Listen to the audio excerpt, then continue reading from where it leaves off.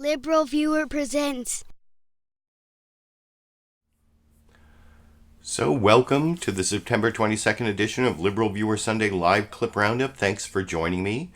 Give me a thumbs up and subscribe to my channel if you like what I'm doing here, because as usual, I picked out the best, most newsworthy clips from the big five corporate outlets, 15 clips this week. The big five corporate outlets of ABC, NBC, CBS, CNN, and Fox News, the so-called corporate media here in the United States, for what should be a really informative, educational, fair use media criticism and political commentary show for you all tonight.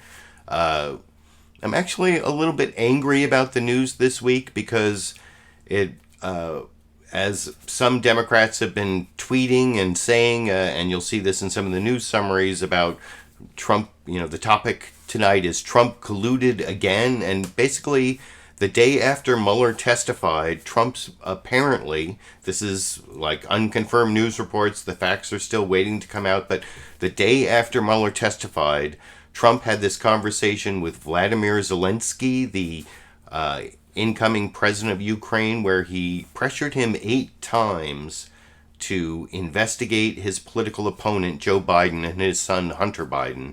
If you've been watching my channel this last week, I actually made a video about this with Trump's personal lawyer, Rudy Giuliani, making a self-contradiction within 30 seconds in his appearance on Como Primetime on CNN. That's if you go to my channel, you can watch that. But what really makes me angry is this happened, like I said, right after Mueller testified, where Trump got the idea that there was no penalty for collusion, so he was going to collude again.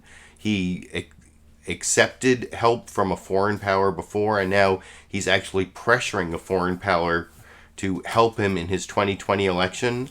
And the fact that the Democrats in the House of Representatives have not gotten to a stronger statement on impeachment by this point, the thing is, if all my life, this is the U.S. Constitution here, I've been hearing about checks and balances. There are checks and balances. But the thing is, when I went to law school, one of the Latin phrases they teach us is ubi jus ibi remedium, which means without a remedy, the rule doesn't really exist. So the rule of checks and balances doesn't really exist unless there's a remedy. Some people say impeachment is the remedy, but the House of Representatives has let the president get away with so much that he apparently is seeing how much he can get away with by colluding again, like I said, is the topic here. And I want to show you, I'm going to start off with the political comedy this week from HBO's Real Time with Bill Maher, where he makes a few jokes about this, and then he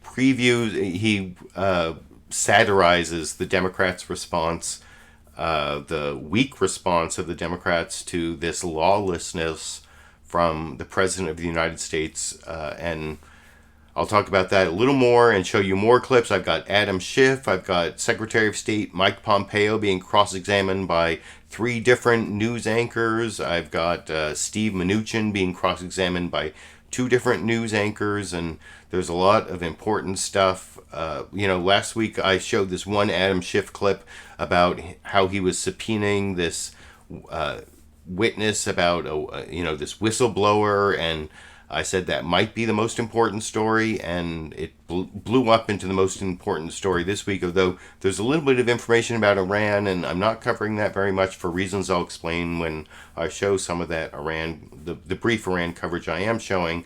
But first, let's get to 2.5 minutes from Bill Maher's monologue last Friday, making fun of both Trump colluding again and the Democrats' response that I'll talk about with you a little more after we watch it together over here. And now for this week's, if Obama did it, he'd be impeached by now. Okay, you're following this is all over the news. Say the whistleblower scandal. We have a whistleblower scandal. Some yet anonymous member of the intelligence community was apparently so alarmed over the summer when he saw Trump do something, say something to a foreign leader, that he reported it to the Inspector General. That's who you'd go up the chain to. And it was labeled of urgent concern. That's a designation. And of course, when it's that important, they take it up to the Director of National Intelligence. And under federal law, The Director of National Intelligence, it says, shall deliver this report if it is of urgent concern to Congress. But the Director of National Intelligence, he says he's not going to do that, citing the old statute, go fuck yourself. Now, there are a lot of facts we don't know about this, like who the whistleblower is. We don't know that, but we just know that it's someone who finds Trump's behavior a threat to America. Which narrows the list down to everyone, everywhere. We know...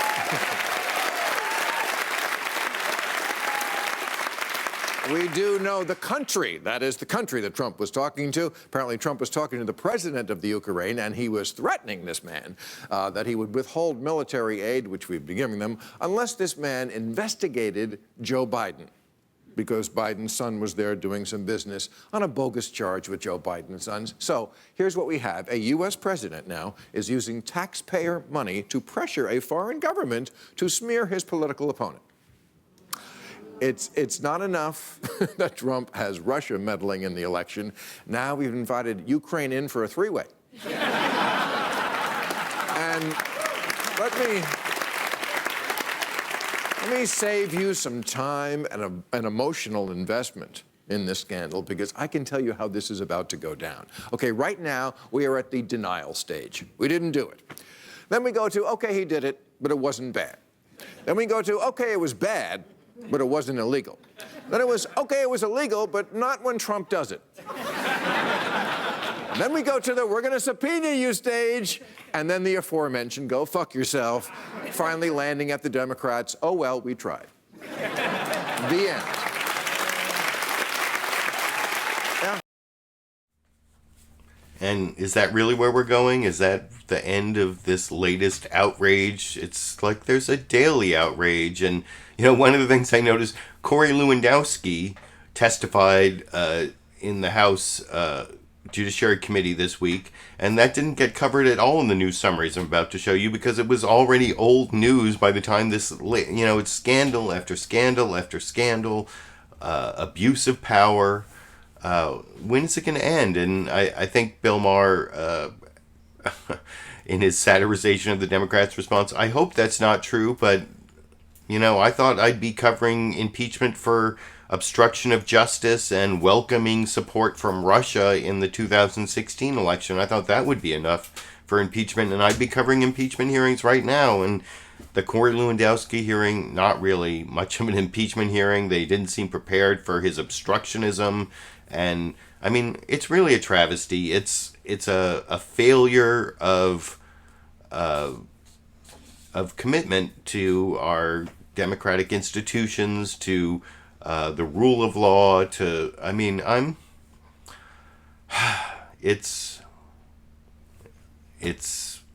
as Bill Maher said, it's almost seems like a futile gesture. Oh, well, we tried at this point. I hope that doesn't turn out to be what is the result of this developing story where the facts are still coming in, and that will be the rest of the program. But it's just so disheartening. So it seems like, well, I'll show you this Chris Murphy tweet that and Chris Murphy's coming up in a few minutes, where he talks about how if we're not going to respond to this, we might as well accept that we're a banana republic at this point. But by the way, when you were watching that clip, you saw like the bit.ly link up in the corner. That's because the source of all my clips, including that HBO real-time monologue, which is available free on YouTube. Well, all those clips are available down at links in the video description.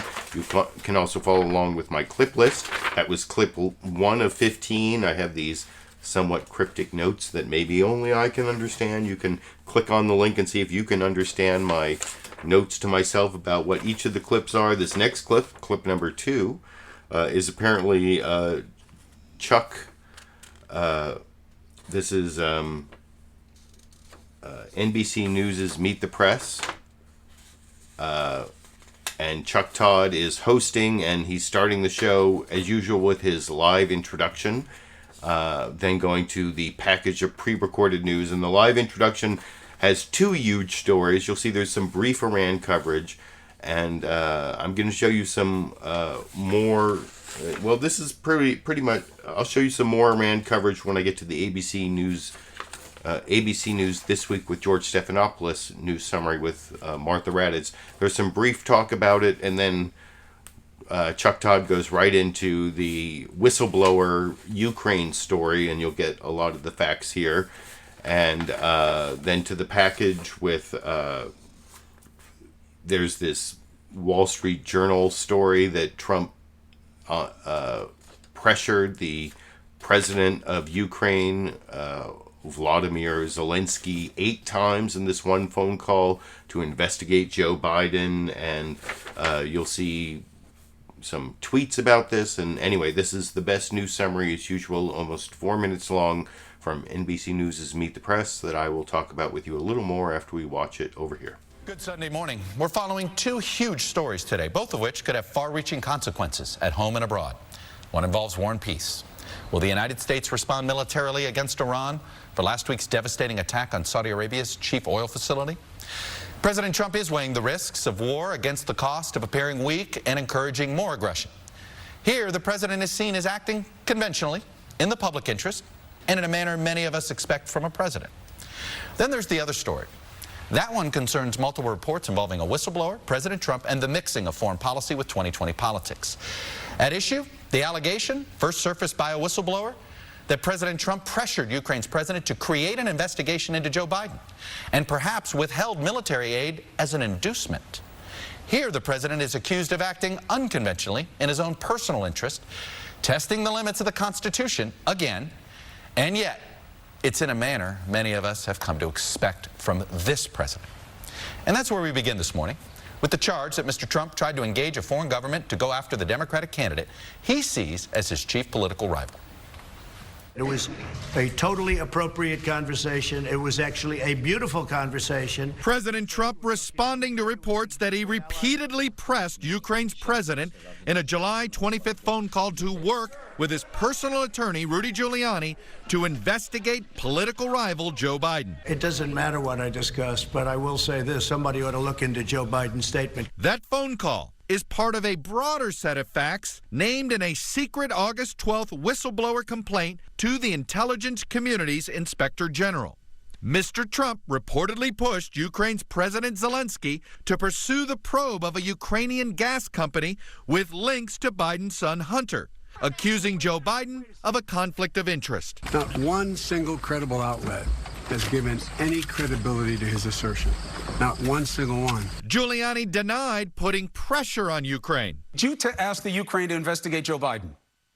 No, actually, I didn't. Before reversing himself and admitting it. You did ask Ukraine to look into Joe Biden. Of course I did. After Ukraine's new president won in a landslide in April, Mr. Trump and Giuliani began pressing him to investigate the Bidens. In May, I'm hearing it's a major scandal, major problem, very bad things happened, and we'll see what that is. It's a case that is crying out to be investigated. Then in June, President Trump made it clear that if a foreign government offered him help to win in 2020, he would take it. If somebody called from a country, Norway, we have information on your opponent.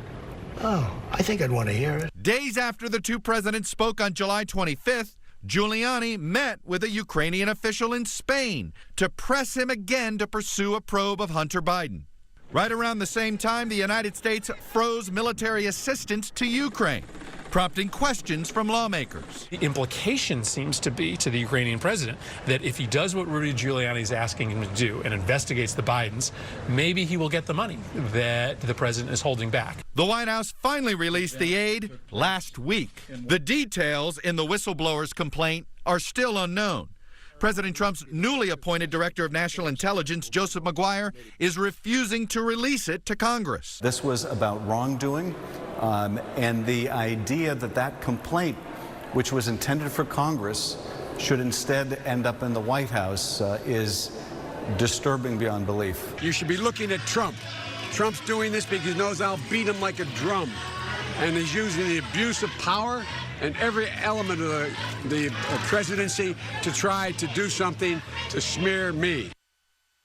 And joining So that was the NBC News Meet the Press news summary. As usual, the longest, most in-depth news summary. I thought it was great to use those clips from, that showed that interview that Trump did with George Stephanopoulos in June, where he said, if a foreign power offered me help in the 2020 election, I'd listen, and, I might talk to the FBI, but, I might use it. And I don't know if Trump was already thinking about his collusion with the Ukraine to get dirt on Joe Biden and Hunter Biden, and it's completely a bogus story, which I didn't really hear Chuck Todd say in that news summary, but the next news summary is from CNN State of the Union. Jake Tapper, his news summary is about half as long, doesn't mention Iran at all, but talks about this. Jake Tapper always starts the program with the State of the Union this week is, and it's enmeshed in a scandal, and he goes over some of the same facts then, and then he also talks about how there's no evidence that Joe Biden did anything wrong, and that there's any there for this supposed Biden scandal that the Trump administration and, I'm going to show you Steve Mnuchin clips and Mike Pompeo clips where they both try to change the topic over to, it's really Joe Biden who's in the scandal. But Jake Tapper, in his news summary that's half as long as the Meet the Press news summary, makes clear there's no evidence that Joe Biden and Hunter Biden did anything criminal or wrong in this whole Ukraine scandal that's really about Trump's scandal, as I'll talk about a little more after we watch that clip together over here.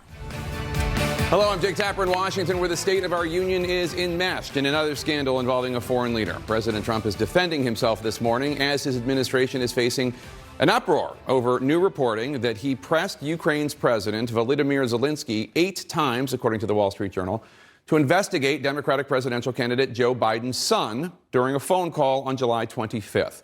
President Trump just minutes ago told reporters that call was largely congratulatory and, quote, a perfect 10. And again, this morning, the president raised questions about former Vice President Biden. We should note, according to the Ukrainian prosecutor, there is no evidence of any wrongdoing by either Joe or Hunter Biden.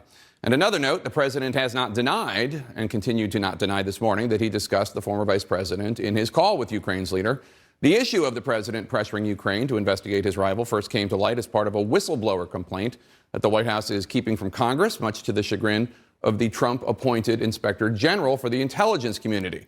The president has also gone from tweeting that, quote, virtually any time I speak on the phone to a foreign leader, I understand that there may be people listening from various U.S. agencies, to, this weekend, approvingly quoting a Fox personality saying, quote, an American spy in one of our intelligence agencies may have been spying on our own president. All of this has now set off a fight between the White House and Congress. The new allegations are already animating the 2020 campaign trail and re-energizing Democratic calls for impeachment on Capitol Hill.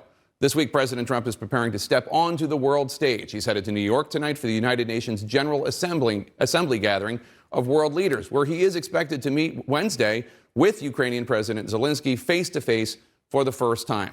Joining us now to...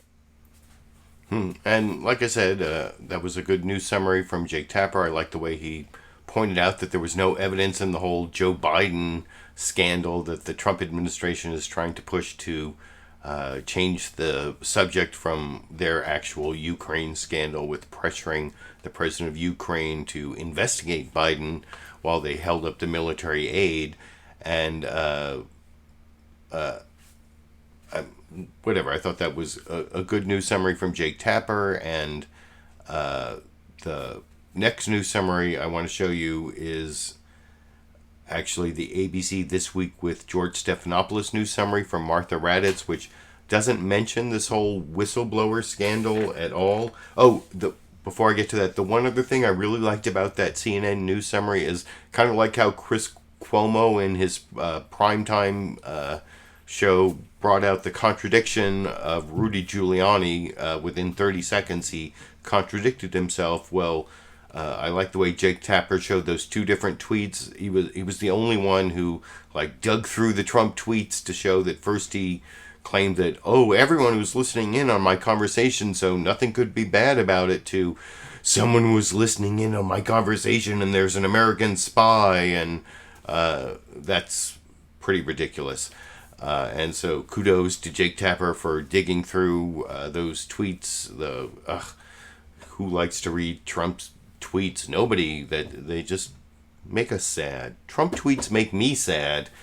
If you read through Trump tweets, you can let me know if they make you sad. But thank you to CNN and Jake Tapper for digging through all the Trump tweets and pointing out the contradictions on this whole whistleblower scandal. And then this next news summary, the last news summary I'm going to show you, is from ABC's This Week with George Stephanopoulos. Martha Raddatz, who has both the advantage and disadvantage of being really tied into the military, but so she has a lot of good sources and gets a lot of good stories about what's going on in the military, but she also seems to have sometimes she seems to carry their water and almost be a mouthpiece for certain military people. And if you watch the whole ABC This Week with George Stephanopoulos and what they're talking about Iran this week, there's a link down in the video description where you can see the entire program.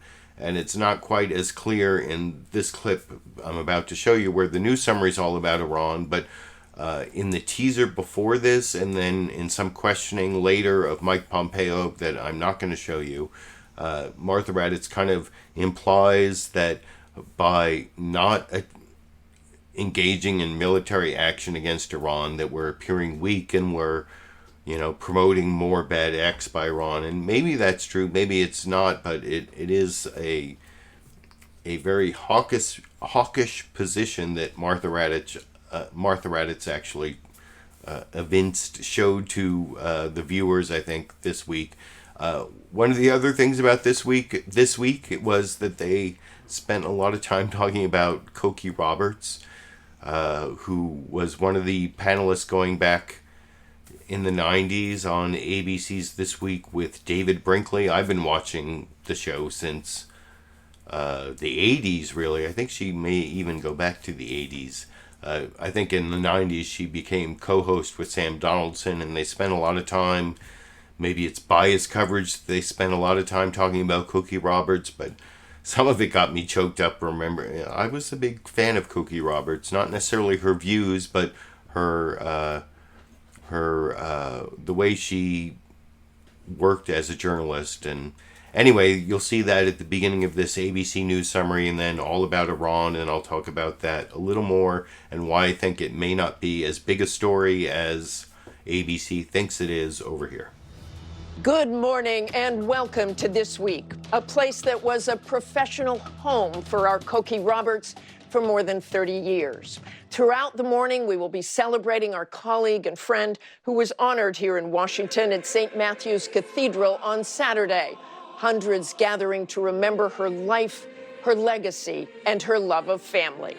But since her very first show as an anchor on this program in 1996, Cokie promised to bring you the news each Sunday morning, so we will start with that.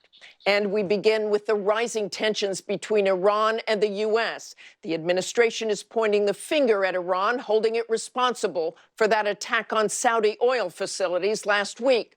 The Secretary of State calling it an act of war.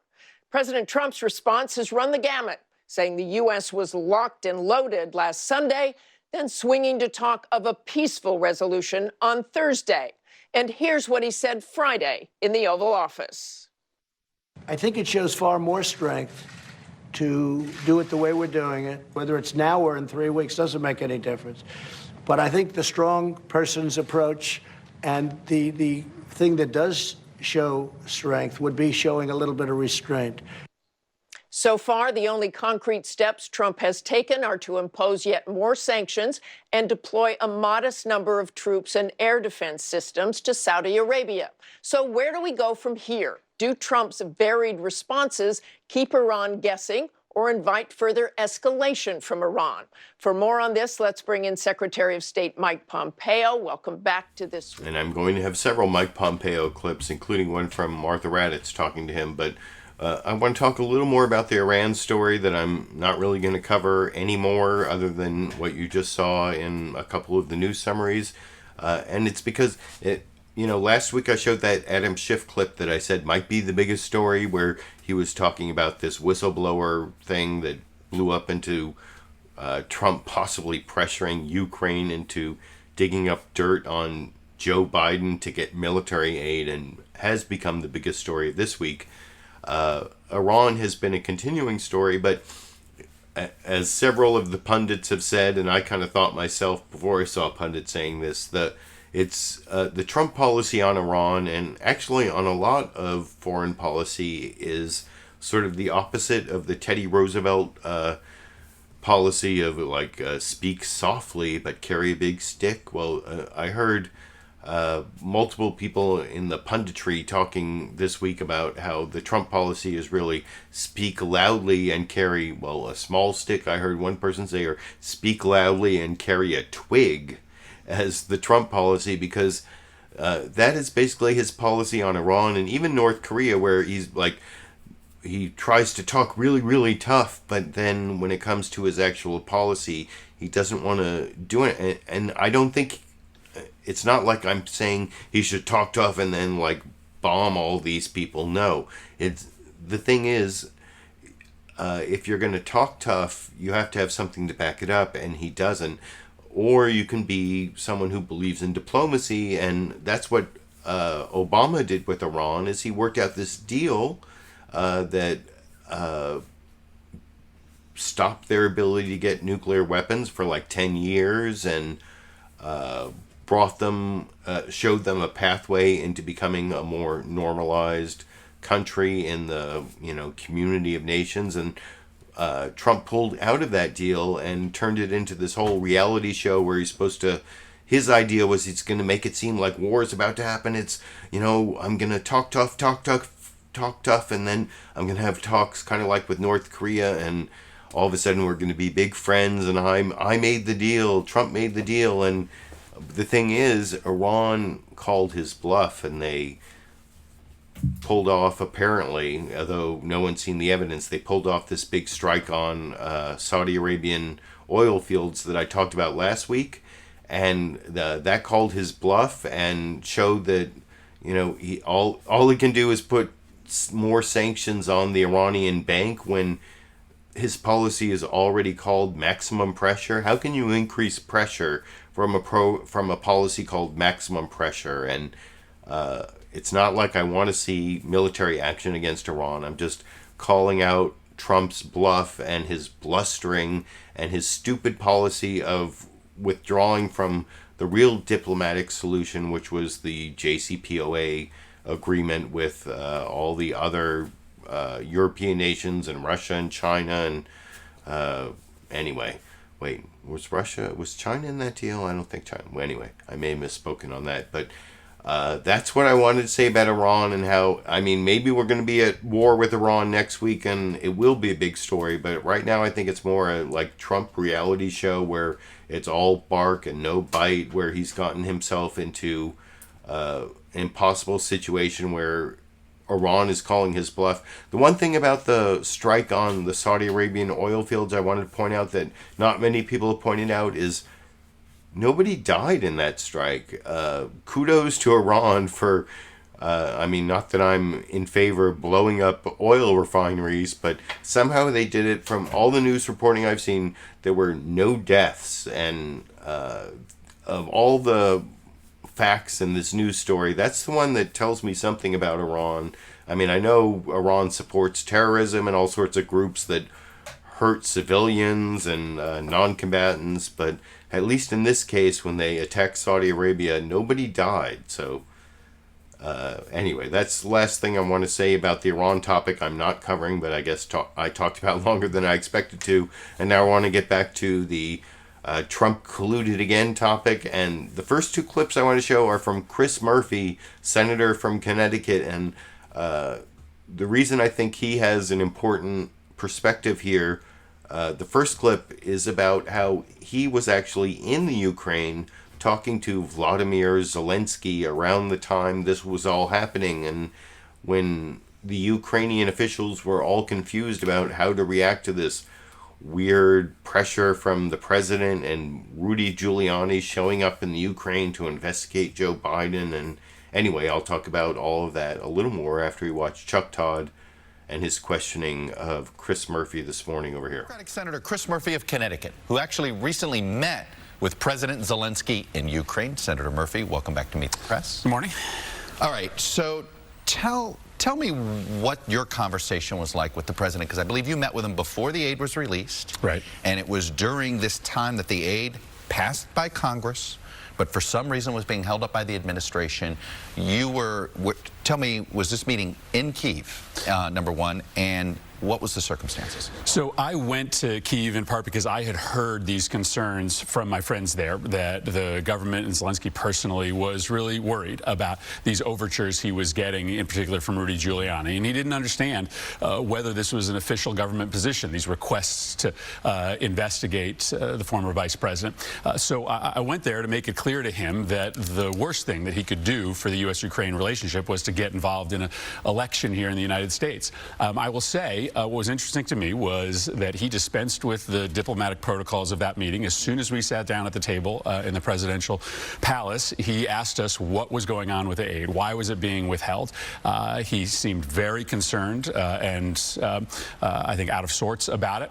And then later in the meeting, I raised with him these overtures from the Trump campaign. He gave me a very strong answer. He said they had no intention to get involved in an American election, that they knew what damage it would do to them. And I left that meeting fairly confident that he understood. What did the Trump administration tell you officially when you were trying to figure out what the holdup was? So the reason that was given, in particular to Senator Johnson, who I was there with. Ron Johnson, Republican from Wisconsin. Republican from Wisconsin, who had talked with the president shortly before our visit to Kyiv. The reason that was given was that the president was concerned about corruption in Ukraine, and he thought that the Europeans should be providing the aid instead of the United States. Those were the two reasons that were stated to us as we went. The embassy there didn't seem to have really a readout from the White House at all when we asked them about it. Do you have any reason to believe that the aid was suddenly released in connection with the discovery of this whistleblower complaint into the public? I mean, the timing is obviously incredibly suspicious. There was also a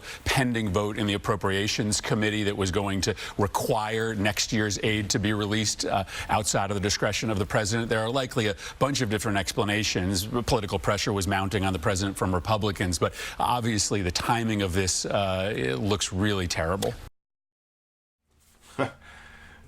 Looks terrible to say the least, and it looks like the Trump administration and Trump himself was trying to use the power of the presidency to not benefit the American people, but to benefit his re-election campaign by pressuring the Ukrainians to come up with this dirt on something that's been totally investigated, like you saw from some of the news summaries there. But the really important part of this, like I said, and I sort of previewed this tweet earlier from Chris Murphy that Chuck Todd asks him about in this next clip, where he says if we just accept this kind of lawlessness, this kind of flouting of the Constitution, you know, we might as well just say hello to our banana republic. And here's Chris Murphy talking about how if, you know, we still have to get the facts, but if the facts as reported are true, it's pretty much an open and shut case of abuse of power that requires impeachment. And can I say that again? Requires impeachment, which couldn't be more true, as I will discuss with you after you watch that second and last Chris Murphy clip from NBC News' Meet the Press together over here. I want to put up a tweet that you sent out, I believe yesterday, if I'm not mistaken. Don't get creative, you write. Don't look for new, interesting angles. This one is as simple as it gets. If an American president gets away with bullying foreign countries to do his political bidding, then we should just give up and accept our new banana republic. What's the next step? Well, I don't frankly think it matters whether there was an explicit quid pro quo in this conversation with Zelensky. I think if an American president is asking another foreign leader to interfere in an American election, essentially what we were trying to figure out, what was going on between Trump and Putin, then there has to be consequences for that. We spent a year trying to figure out whether he had asked Putin to interfere. We just found out he asked Zelensky to interfere. I don't know that it matters. It's another country. country. Okay, so you're saying that an impeachment investigation should be opened up right now? I mean, if you were in the House still, you were a former House member, you're now in the Senate, you could be a juror. I understand that. But at this point, it sounds like you're saying this one's open and shut. Don't be, you just said here, don't get creative. Yeah, I think this one would be open and shut if we had more information than simply anonymous sources that newspapers have written on. I think the whistleblower has to come forward. I think that Republicans who claim to be national security experts need to demand that the whistleblower present himself or herself before Congress. But I think if we do have evidence from this whistleblower that the president indeed tried to bully a foreign power into affecting our elections, then we have to do something about that. By the way, when the aid got released, they got an additional $140 million. So, I think that's an important point from Chris Murphy, senator from Connecticut there, that what we're witnessing here is really important. It's like I said, that if we just let this one go, collusion with a foreign power while president to affect the 2020 election. And this next clip I want to show you is the next guest on NBC News' Meet the Press. It's actually a Republican member of the Senate, Pat Toomey from Pennsylvania. I mean, he's not really accepting any of the facts. He's not willing to say that Trump did anything wrong, or there are any wrong facts here. But if you listen carefully, there's one point where he says that it would be not appropriate for a president to collude with a foreign power to affect one of our elections, to ask a foreign power to interfere in our election. And that at least gives me a little hope that if the facts fall the way that they're being reported, that there might actually be Republicans like Pat Toomey. Is that too much to expect or hope for? Well, let's watch this clip from NBC News' Meet the Press together, and you can tell me if there's any Republican hopes. Pennsylvania is definitely a swing state, so if any Republican is going to be reasonable at all on this issue, it would be Pat Toomey and a few others. You can let me know what you think after you watch this clip together over here. Story we've been dealing with this morning. The president has actually already commented again as he's headed down to Texas for that event with the Prime Minister of India. And he is admitting that he did bring up Joe Biden in the phone call with the president of Ukraine. Does this look like a president asking for foreign assistance for his presidential prospects? It's very hard to say, Chuck. I don't know what the conversation was. I just told you. He said he did bring up corruption in Biden. I mean, was that appropriate under any level? Again, I don't know the context. I don't know what was said. Look, it is not appropriate for any candidate for federal office, certainly including a sitting president, to ask for assistance from a foreign country. That's not appropriate. But I don't know that that's what happened here. Do you think Congress should get its hands on this whistleblower complaint? Well, as you know, this is an example, a recent example of cases that have gone back from the beginning of the Republic, of the tension between the executive over private conversations versus Congress's obligations and responsibilities for oversight. So what I think ought to happen here is what happens typically in these cases. You get some kind of negotiated agreement whereby the administration shares what they think is not doesn't need to be protected for national security purposes. It satisfies the members of the intelligence committees and allows us to determine whether this is something that really requires further investigation or not. I mean, at this point, we don't know anything. I mean, we're getting a bunch of leaked rumors, and that's all we have. Are you at all concerned, though, that... Well, there was that one good part there where he said that it would be inappropriate to collude with the foreign power, but the rest of it, the idea that, the resolution of this is going to be the White House negotiating an agreement with the Congress, and especially the Democratic House on this. Did he watch the Lewandowski hearing this week? That's where I wanted to bring this up, where it's all like stonewalling. It's all like asserting privileges that don't even exist. Why? And The one thing Bill Maher pointed out in his monologue that no one else has pointed out is there's a law that says that this whistleblower complaint had to be turned over to Congress, and it didn't get turned over to Congress. So why Pat Toomey thinks there's negotiation to be had here, that seems bogus to me, but at least kudos to him for saying that if the facts are what they seem to be, that Trump pressured this foreign power to interfere in the 2020 elections, that would be inappropriate. Anyway, the next three clips I want to show you are another Republican, the Secretary of State Mike Pompeo, and three different cross-examinations, ABC, and then CBS, and then Fox News. Starts off with ABC, Martha Raddatz, I think doing a pretty good job talking about all the facts, and you'll see here that Martha Raddatz asks about the Wall Street Journal report. And remember, the Wall Street Journal is owned by the same company that owns Fox News, Rupert Murdoch. It can't be, it's not a left-wing organization, and it's reporting that Trump 8 times in one conversation in July pressured the Ukrainian president to investigate Biden. And you'll see here that Biden actually Pompeo tries to change the topic to wrongdoing by Biden, which Martha Raddatz isn't having, so that at least is good here. But the other thing about this is it made me think Mike Pompeo looks a little bit like Sergeant Schultz in the old Hogan's Heroes series, whose his catchphrase was, "I know nothing, I see nothing," and that seems to be kind of Mike Pompeo's answer in all these clips, but especially, well, here's the ABC clip I'll talk about with you a little more after we watch Mike Pompeo trying to justify this whole Ukrainian scandal over here. Our objectives. And I want to turn to this whistleblower complaint, Mr. Secretary.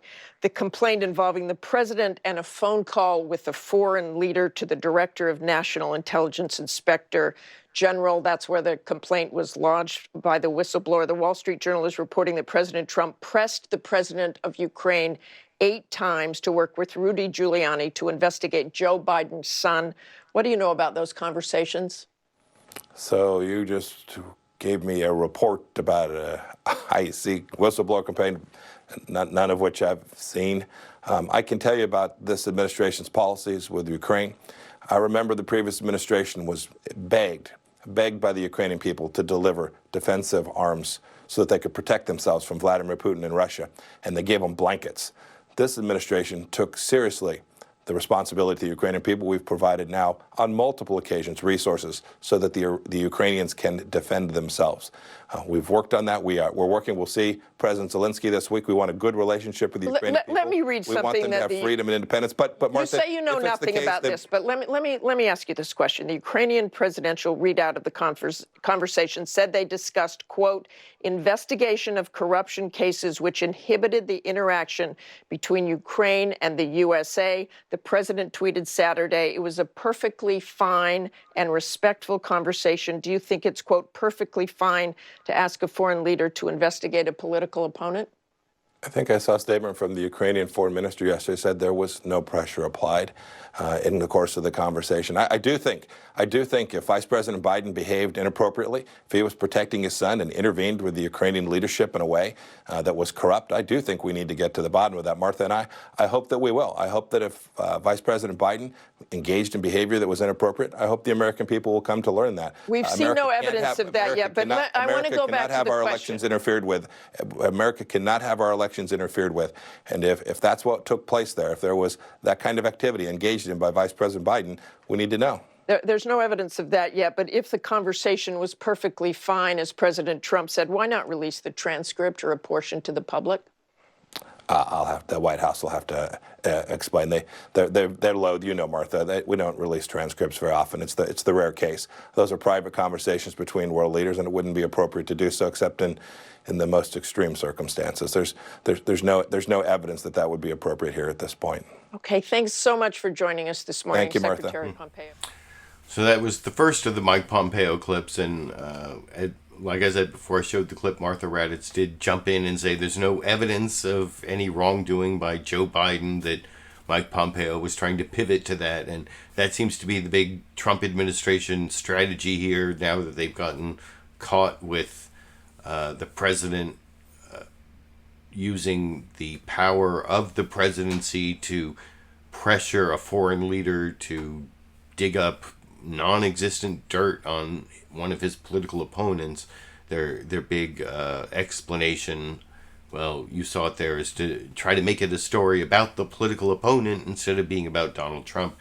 And I want to show you the next clip. CBS's Face the Nation, Margaret Brennan asked the question in a different way. You know, everyone who asked Mike Pompeo about the Wall Street Journal story got him, he just said, oh, you know, I haven't read the Wall Street Journal story, so I can't comment on that. Well, Margaret Brennan didn't ask about that. She asked about, what about Rudy Giuliani going to the Ukraine and as Trump's personal lawyer and putting pressure on Ukrainians with, you know, sort of the color of the authority of the U.S. government? Is that appropriate, given that Mike Pompeo is the head of the State Department who's supposed to represent U.S. foreign policy, and he won't really say that there's anything wrong about that. And he also, one of the things Margaret Brennan brings up to her credit here is that supposedly the State Department set up a meeting between Rudy Giuliani and some people in the Ukrainian government. You know, the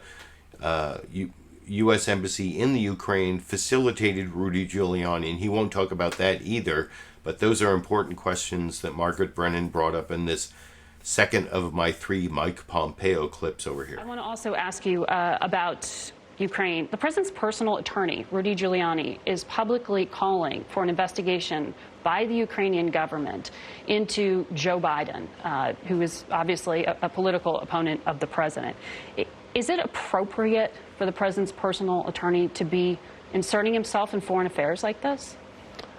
If there was election interference that took place by the vice president, I think the American people deserve to know. We know there was interference in the 2016 election, and if it's the case that there was something going on with the president or his family that caused a conflict of interest, and Vice President Biden behaved in a way that was inconsistent with the way leaders ought to operate, I think the American people deserve to know that. So you think it's appropriate for Rudy Giuliani to be doing that? Has the U.S. Embassy in Ukraine been providing support? The State Department been supporting what he's doing? So I'm not going to talk about that other than to say this. We have consistently worked to support the Ukrainian people. I remember the previous administration. Margaret, you'll remember, I was a member of Congress, and Barack Obama refused to provide defensive weapon systems to the Ukrainian people. He sent them blankets. This president, much to the consternation of Vladimir Putin, who, you know, there's this storyline about Russia, and we're weak on Russia. This president sent defensive weapon systems to the Ukrainians so they could defend themselves, while Barack Obama allowed 1/5 of Ukraine to be stolen by Vladimir Putin. This administration is working to develop a great relationship with Ukraine. We'll see President Zelensky this week here in New York, I think, and we're looking forward to that. Will you ask him, or have you asked him, to open an investigation? I've talked to the foreign minister now a couple of times. We talk about the important relationship between our two countries and how we can make Ukraine stronger and have great economic commerce between our two great nations. Secretary Pompeo, you've got a very busy week. Thank you for joining us. Thank you very much, Mark. Now, that last answer there, he talked about what they did talk about, but he didn't really confirm things that they didn't talk about. That's a classic political dodge, and Mike Pompeo is a good politician. He knows a lot of good political dodges. You saw that in the last 2 clips. Now, this next clip is the Fox News Sunday interview, and John Roberts was in for Chris Wallace, and this is the only clip I'm showing. Of Mike Pompeo. I'm going to have a Rudy Giuliani clip coming up in a minute. But in this clip, you'll see John Roberts almost stumbles on to a good cross-examination of Mike Pompeo because he's the only one who points out that Mike Pompeo has actually read the transcript of Trump's conversation with Ukrainian President Volodymyr Zelensky back in July. But he's so bad at his follow-up questions that he never actually gets Pompeo to address what Trump said and whether he pressured Zelensky. You'll see he brings it up a couple times that he's read the transcript, but he doesn't get him to confirm that Trump pressured him 8 times to investigate Biden. And then he asks this compound question at the end, which is really bad cross-examination, where you ask like several questions at once, so you never get any answer to any of them. So this is like bumbling questioning from John Roberts, even though he brings up this one topic of the Secretary of State actually has read the transcript, but he won't tell us what's in it over in this clip. Assembly this week. I'll see you there later on today. Let's switch to this whistleblower complaint. We still don't know the exact substance of the complaint, but it does seem to revolve around a July 25th conversation the president had with the Ukrainian President Volodymyr Zelensky. And we have heard from reporting in the Wall Street Journal that the president asked Zelensky about 8 times to have the Ukraine work with his attorney, Rudy Giuliani, to investigate Joe Biden and his son Hunter Biden's involvement in Burisma Holdings, a Ukrainian natural gas company. To your mind, is that an appropriate conversation for Rudy Giuliani to be having with Ukrainian officials? John, you're asking me to comment on a IC report. I haven't seen him. Some reporting, I have no idea if that has any foundation whatsoever. As for appropriate action, I've watched the president engage with the Ukrainian leadership. I've listened to conversations. I remember the previous administration refusing to send defensive weapon systems to Ukraine. This president's chosen to do that not once, not twice, but now 3 times, so that the Ukrainian people could fight back against the overtaking of southeast Ukraine. You remember it was the previous administration that allowed Vladimir Putin to take 1/5 of the Ukrainian country. We're going to see President Zelensky this week. I do hope that if Vice President Biden engaged in behavior that was inappropriate, if he had a conflict of interest or allowed something to take place in Ukraine which may have interfered in our elections in 2016, I do hope that we get to the bottom of that.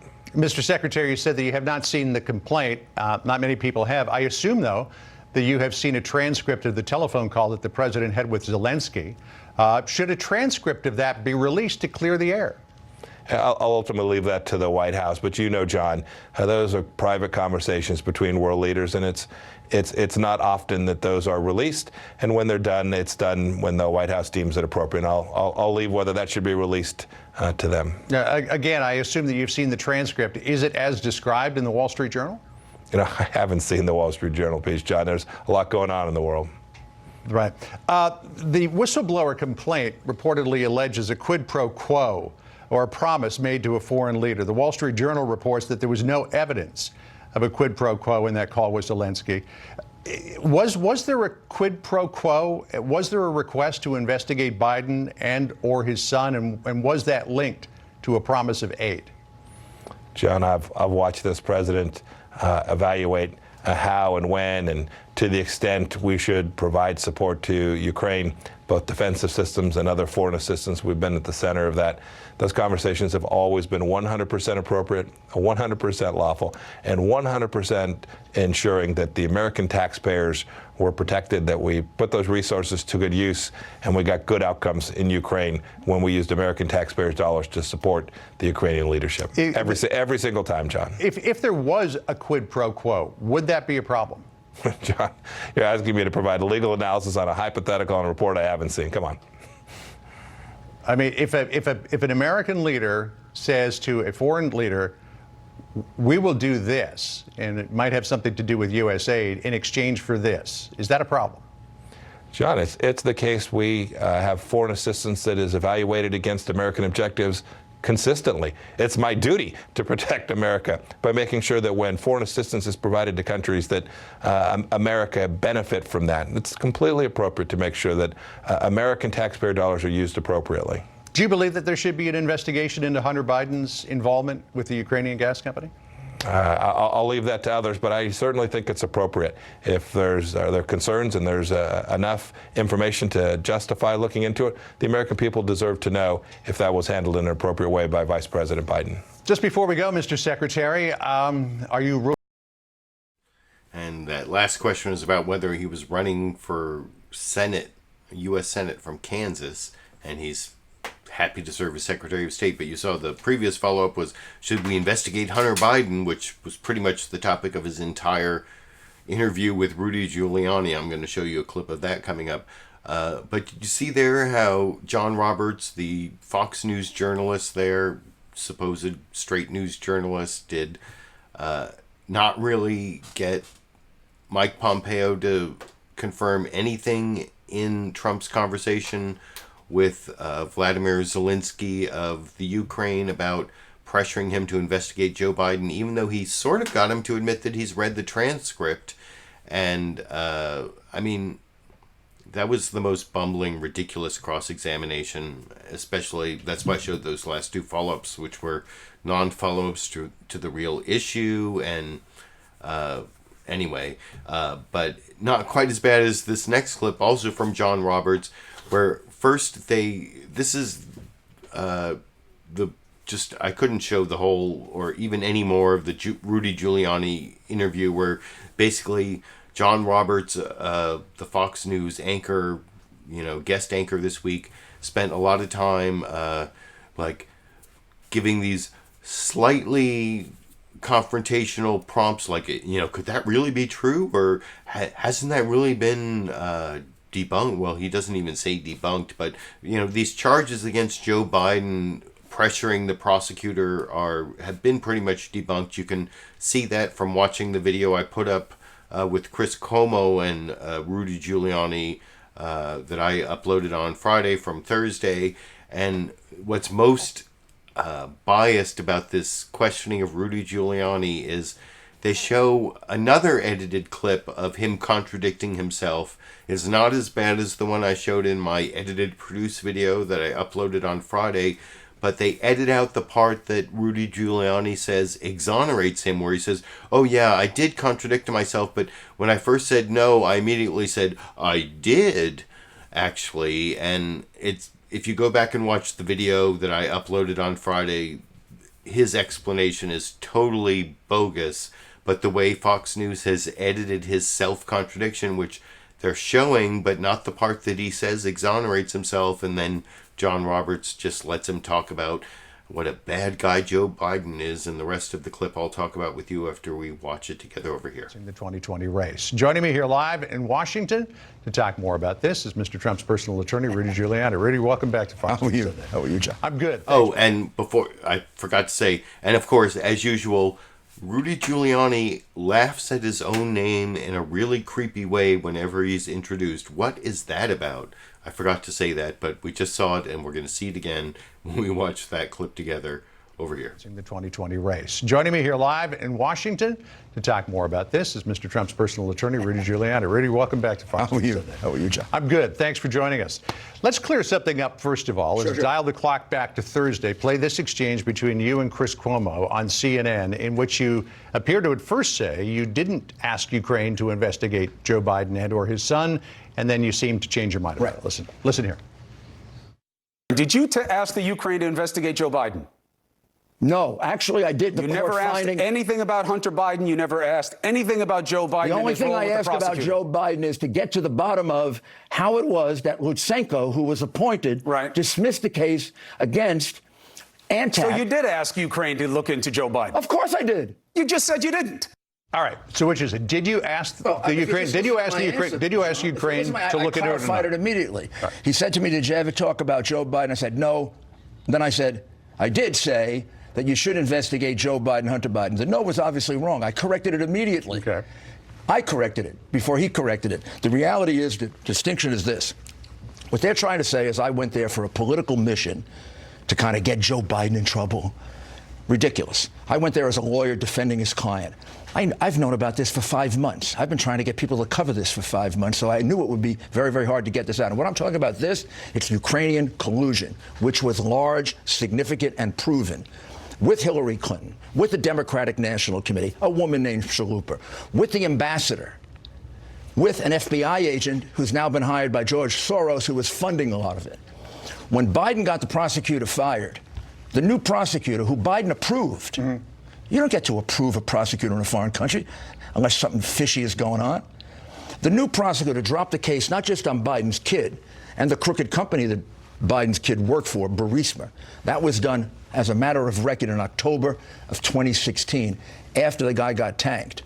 He also dropped a case on George Soros' company called Antac. Antac is the company where there's documentary evidence that they were producing false information about Trump, about Biden. Fusion GPS was there. Go back and listen to Nellie Orr's testimony. Nellie Orr says that there was a lot of contact between Democrats and the Ukraine. Well, I have all the contacts. And John, when the rest of this comes out, and we look at China and the $1.5 billion that the Biden family took out of China while that guy was negotiating for us, this will be a lot bigger than Spiro Agnew. They have fallen into a trap. So you went over there to investigate alleged Ukrainian interference in the 2016 election. I can't defend a client. All right, so when did this morph into an investigation of Joe Biden and Hunter Biden? And is it... It's a trap. I think, didn't Rudy Giuliani just say it's a trap? I don't know. I couldn't resist the meme, but that was... I can't show any more of that interview, but it pretty much went on from there with Rudy Giuliani spinning his whole conspiracy theory that's pretty much been debunked by most reputable journalists about the Joe Biden, Hunter Biden Ukraine story, that apparently he was sent to the Ukraine to dig up dirt with the help of the State Department and possibly President Trump himself, pressuring the president of Ukraine, Volodymyr Zelensky, and those facts remain to be seen. But you didn't see a lot of pushback on that from Fox News and John Roberts, just sort of like some gentle prompting to get him to tell more of the story. But it was more of like a direct exam than a cross-exam. But these next two clips are a little bit better on the cross-examination side. This is Treasury Secretary Steve Mnuchin, who appeared on both NBC News' Meet the Press and CNN's State of the Union. And you'll see Chuck Todd, first on NBC, asks him a question that, you know, if we want to investigate Joe Biden, why are we asking a foreign country to do it? Why doesn't Trump go to the FBI? And Mnuchin, you'll see, tries to pivot it over to a story about Joe Biden, which Chuck Todd doesn't allow. And there's more that I'll talk about with you after we watch that clip together over here. Before I get to Iran, this situation between the president, this whistleblower, his conversations with Ukraine's president, and this issue of an investigation, I assume you don't know some of these details, but let me just ask this. Do you know why the president hasn't gone to the FBI about these allegations? I don't, but let me just say I wasn't on this call, but I've been on many calls with world leaders. So first of all, there are multiple people on these calls. I think it would be highly inappropriate to release a transcript of a call between two world leaders. And I think the bigger story here is really what went on with Biden and his son. He came out over the weekend and said he never spoke to his son, yet the facts are his son said they had spoken. Well, I don't understand how that... I don't understand how that has anything to do with what's going on with this situation. Going back to what you just... Why, if the president believes an American is doing something wrong, why didn't he go to the FBI? Why is he outsourcing the investigation to the Ukrainian government? I don't know if, I wouldn't know if I don't believe he did outsource the investigation. I wasn't on the call. Okay. And I don't know what conversations the president has had with the Attorney General. He may have had conversations already. Do you know why the aid was delayed, and did it have a connection to the Ukrainian president's decision not to work with Rudy Giuliani? Well, that I can tell you, that there was no connection. I have been involved with Secretary Pompeo and others on the national security team on the issue of the aid. How do you know? How do you know for sure? I know you can. Do you know 100%? Well, what I know is I've been in discussions when we discussed that, and that issue never came up. During your meetings? Absolutely. With the president. And can you explain how all of a sudden when the aid got... So that was okay cross-examination from Chuck Todd there. I mean, he did get Steve Mnuchin to admit that when he's trying to vouch for the president, he might not have been involved in all of the relevant discussions. And he did push back on the whole Biden corruption story. But I think Jake Tapper definitely did a better job of cross-examining Steve Mnuchin, the Treasury Secretary, on those same issues. And this is the last Republican I'm going to show, the last spin I'm going to show. Well, before I get to Democratic member of Congress Adam Schiff for the final two clips, both about, I have them sort of sorted. I even edited the interview into the first clip, which is the truth about what happened, and then the second clip is the consequences and the possibility of impeachment and what that means. And but those are the Adam Schiff clips. Before I get to that, I have one more Steve Mnuchin clip. Jake Tapper doing a better job of cross-examining him. And if you're following along on my clip list at the link I put down in the video description, this is Jake Tapper pointing out that Mnuchin was aware that Trump asking Mnuchin if he was aware of Trump asking for this investigation of Biden. And it's another, like, I don't know, but there's this whole dodge about how Biden should be investigated, and I think Jake Tapper does a better job of contradicting that and being more confrontational than Chuck Todd was, as I will discuss after we watch that CNN State of the Union clip from this morning together over here. So I do want to start with the president's interaction with the Ukrainian President Zelensky. Were you aware that the president had pressed Zelensky to investigate the Bidens? I was not on that call, so I'm not aware. But I've been on plenty of other calls with the president. There's other people who listen to these calls, so I don't expect there were any issues whatsoever. Is it common for the president, you say you've been on other calls with him, to press foreign leaders to investigate his political rivals here in the United States? Is that something you've heard before?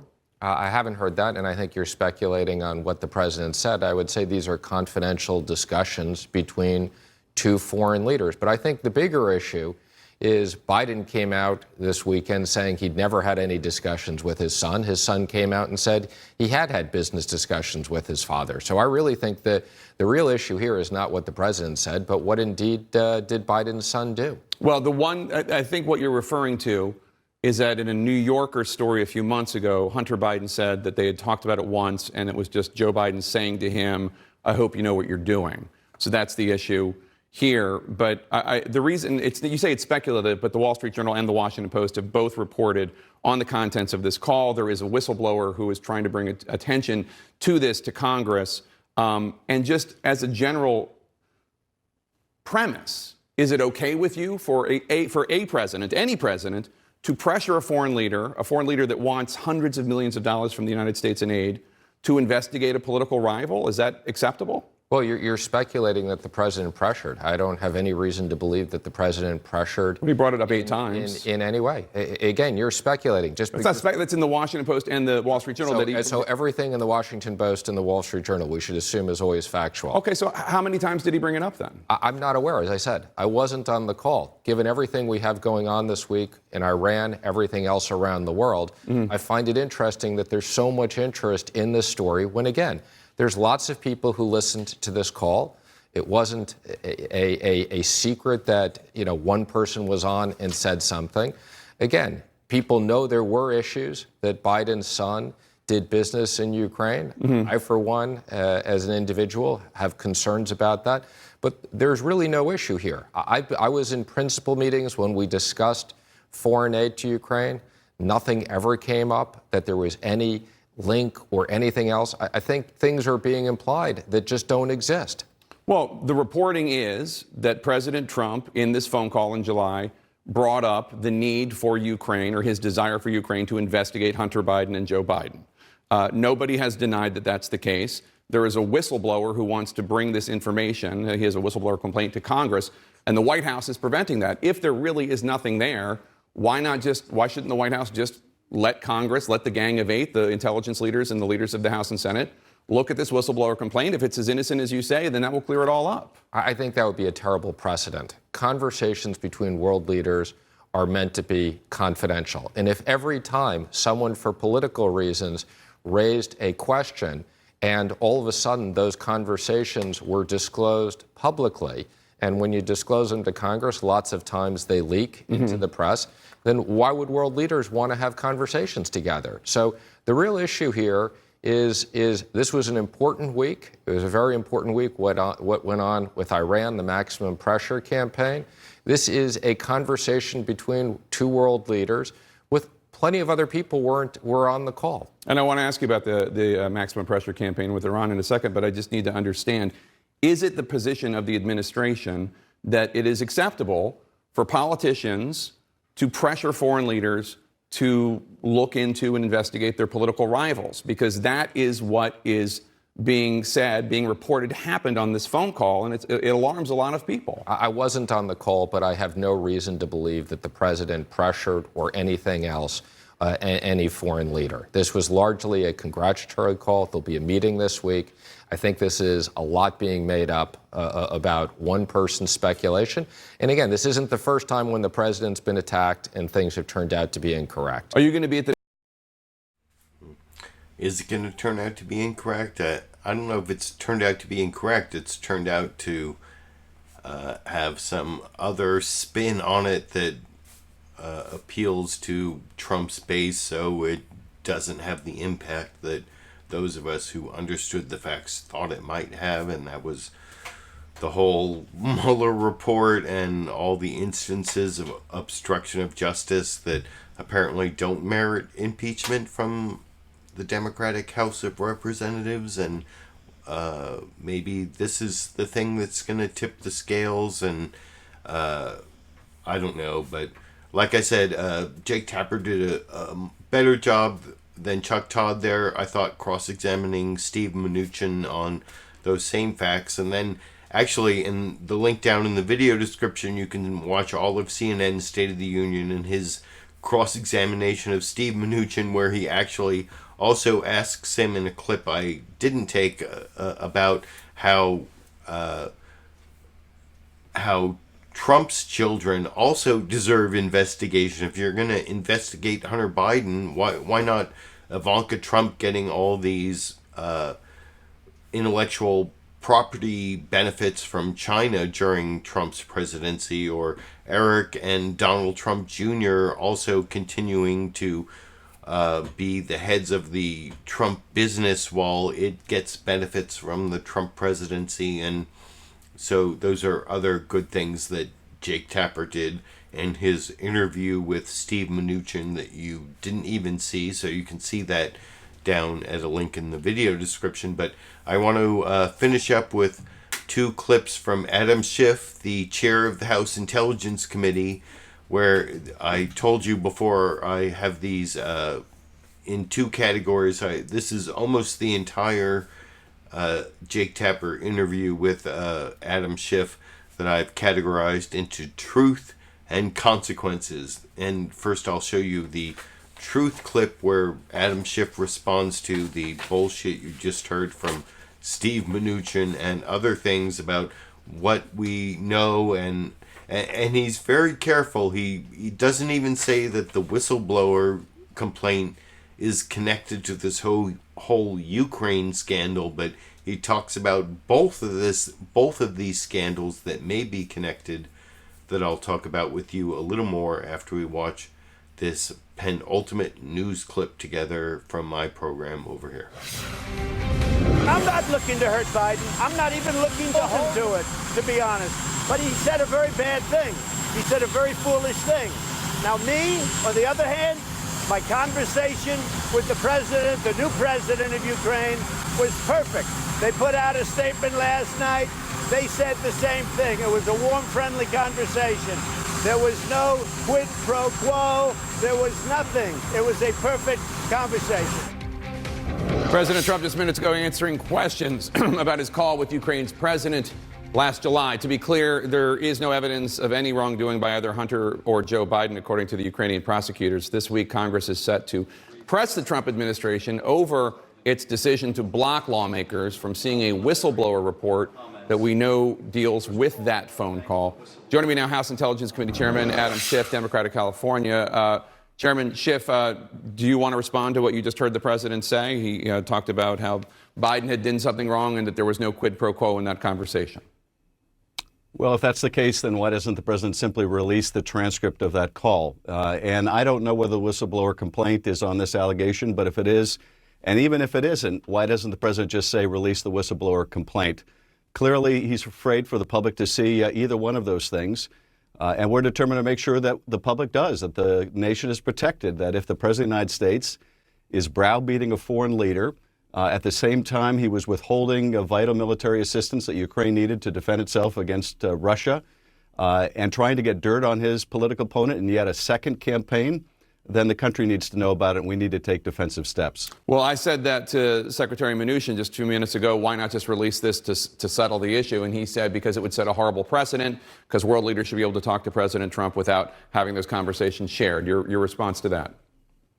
Well, not if those conversations involve potential corruption or criminality or leverage being used for political advantage against our nation's interest. And that's what's at stake here.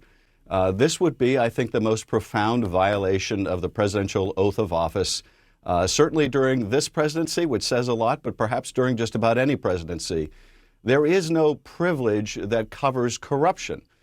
There is no privilege to engage in underhanded discussions. And again, I don't know if this is the subject of the whistleblower complaint, but if it is, it needs to be exposed. And we know the Inspector General found that complaint urgent. We also know the Inspector General found this did not involve a policy disagreement. It's one thing if you're talking about a presidential communication that involves a policy issue. That is not a valid whistleblower complaint. But here the Inspector General said, this is not what's at issue. We're talking about serious or flagrant abuse, impropriety, potential violation of law. And there's no privilege that protects that. And the reason I think that if these two issues are in fact one issue, if there is a relationship between this complaint and this issue, you have not only this illicit conduct by the President of the United States, but you also have the added element of a cover-up. Take a listen to the president's lawyer, Rudy Giuliani, in an interview with my colleague, Chris Cuomo. So you did ask Ukraine to look into Joe Biden? Of course I did. So there is Giuliani, the president's attorney, saying that he asked Ukraine to look into Joe Biden. Your committee, before this whistleblower complaint even came forward, was already investigating whether this request from the White House, either through Rudy Giuliani or some other way, hinged on withholding military aid, $250 million worth, which we should point out last week was released. Have you found any evidence of a quid pro quo? Well, look, it's not necessary for us to find evidence of a quid pro quo. The fact that Ukraine understands that military aid is being withheld, and the fact that Ukraine understands, as does the president, that the president, if these allegations are correct, his number one demand of Ukraine is that they dig up dirt on his opponent. That's all you need. You don't need an explicit quid pro quo to betray your country. And that's what it would represent if the president was engaged in that conduct. Now, we know that Rudy Giuliani was engaged in that conduct, but it's one thing when it's done by the court jester. It's another when it's done by the man who would be king. So we're going to have to get to the bottom of this. We're going to have to fight to make sure that we can expose what took place on that call, what took place in any other conversations between the administration and Ukraine where they were improperly using the power of that office for dirt on his opponent. So that was an awesome clip. That was probably the best of all the clips of the 15 clips I'm showing you. And, it's one thing when the jester does it. It's another thing when the king does it. And the whole quid pro quo issue, as Adam Schiff says, you don't require a quid pro quo when you're dealing with mobsters, or I guess Trump, he's not a mobster. He's a legitimate businessman. We've elected a legitimate businessman, so we can't say he's a mobster, but he's using the language of the mobster where there's no quid pro quo. It's just, he's talking to the president of the Ukraine. He's saying, nice country you got here, president of the Ukraine. It would be a shame if something happened to it, you know. You might not get your military aid if you don't investigate Joe Biden, Hunter Biden. You know, it'd just be a shame if that happened. I'm not saying that there's some connection between the military aid and the investigation of Joe Biden and Hunter Biden. I'm just saying it would be a shame if you didn't get that military aid and your country just happened to, you know, if there was, you know, it would be, you know, it's a nice country you got here, Ukraine. Be a shame if something happened to it. That's like the way our legitimate businessman, President Donald Trump, has dealt with his presidency. There's no quid pro quo. I'm using the language of the mobster to engage in U.S. foreign policy, and it's just despicable. And what's the remedy? Well, I told you the first clip was truth. The next clip is consequences. This is Adam Schiff talking about the consequences of the latest Trump outrage. And I've actually well, there's even some tweets from some other Democrats that I've put at the end of the clip for the final news clip I'll talk about with you after we watch together over here. If the president did, in fact, in that phone call, push the Ukrainian president to investigate Hunter Biden and Joe Biden 8 times, as the Wall Street Journal reported, is it an impeachable offense in your view? Well, Jake, you know I have been very reluctant to go down the path of impeachment for the reason that I think the founders contemplated in a country that has elections every 4 years, that this would be an extraordinary remedy, a remedy of last resort, not first resort. But if the president is essentially withholding military aid at the same time that he is trying to browbeat a foreign leader into doing something illicit, that is providing dirt on his opponent during a presidential campaign, then that may be the only remedy that is co-equal to the evil that conduct represents. We're going to hear from the Director of National Intelligence on Thursday, why he is the first director to withhold ever a whistleblower complaint. And we are going to make sure that we get that complaint, that whistleblower is protected.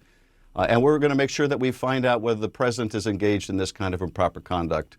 But it may be that we do have to move forward with that extraordinary remedy if indeed the president is at the same time withholding vital military assistance. He is trying to leverage that to obtain impermissible help in his political campaign. Well, that's certainly the farthest I've ever heard you go when it comes to the possible need for impeachment. But for some Democrats, as you know, it's not enough. 2020 candidate Senator Elizabeth Warren tweeted on Friday that by having failed to impeach President Trump by now, quote, Congress is complicit in Trump's latest attempt to solicit foreign interference to aid him in U.S. elections. And Congresswoman Ocasio-Cortez said something similar this morning on Twitter, that the real scandal is Democrats letting this happen. How do you respond? Well, I would just say this. There's no chance of us persuading the Senate Republicans in an impeachment trial. They have shown their willingness to carry the president's baggage no matter how soiled its contents. But I want to make sure before we go down this road that we can persuade the public that this was the right thing to do. And part of persuading the public that impeachment is the right thing to do is making sure that the country understands that this was a last resort. Now, some of the folks that you mentioned have been embracing impeachment from the very beginning. I don't think that's useful in making the case to the public that we did this reluctantly. But the president is pushing us down this road. And if in particular, after having sought foreign assistance and welcomed foreign assistance in the last presidential campaign as a candidate, he is now doing the same thing again, but now using the power of the presidency, then he may force us to go down this road. I have spoken with a number of my colleagues over the last week, and this seems different in kind, and we may very well have crossed the Rubicon here. So have we crossed the Rubicon? Is this the straw that broke the camel's back, or whatever cliche statement you want to use that is actually going to get us to some sort of pushback from the Democratic House of Representatives against the lawless actions by this president, this latest revelation that he used his powers possibly in the presidency to pressure the president of the Ukraine to dig up non-existent dirt on Joe Biden. I guess that's where we are this week, and that is the hanging question. The Director of National Intelligence will be testifying this week before the House Intelligence Committee that Adam Schiff chairs on, I think it's on Thursday, so maybe that's going to resolve this. Maybe they'll get the whistleblower complaint. Maybe we'll find out more facts. Maybe it will turn out to be another issue with all sorts of alternate fact talking points. I don't know, but you can let me know what you think down in the comment section. Before I finish up, I want to thank the Super Chat contributors this week. I got 3 Super Chat contributions that I saw up to this point that I took a screen.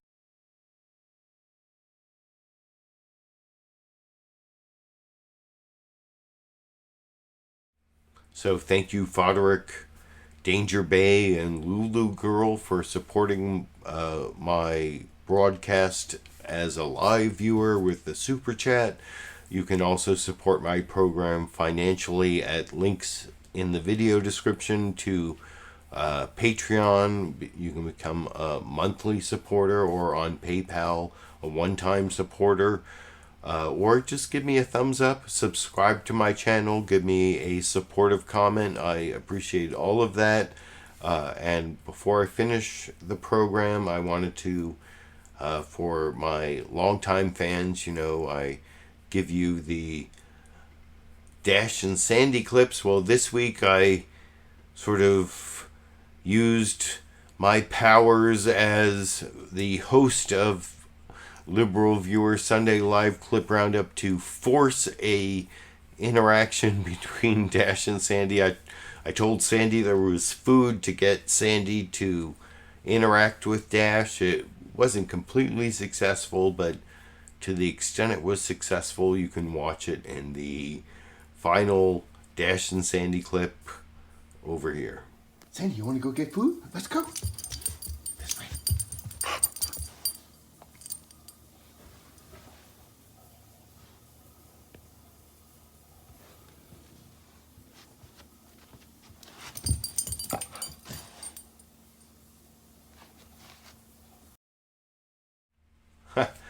And that's the Dash and Sandy clip. That's all my news clips. I hope you appreciate all the time and effort I spent on this Sunday and every Sunday for the last 335 Sundays to watch the Sunday morning news analysis programs on the Big 5 corporate outlets, pick out the best clips, add my media criticism and political commentary. And if you appreciate that, and you appreciate the edited, produced videos that I uploaded, well, there was a debate clip roundup and 2 edited, produced videos, so I've actually doubled my YouTube production. If you like that, you can support my channel. I'm hoping to give you more information about how to support my channel on YouTube, and future videos you can expect. All that's coming up, so stay tuned for my LiberalViewer Sunday Live Clip Roundup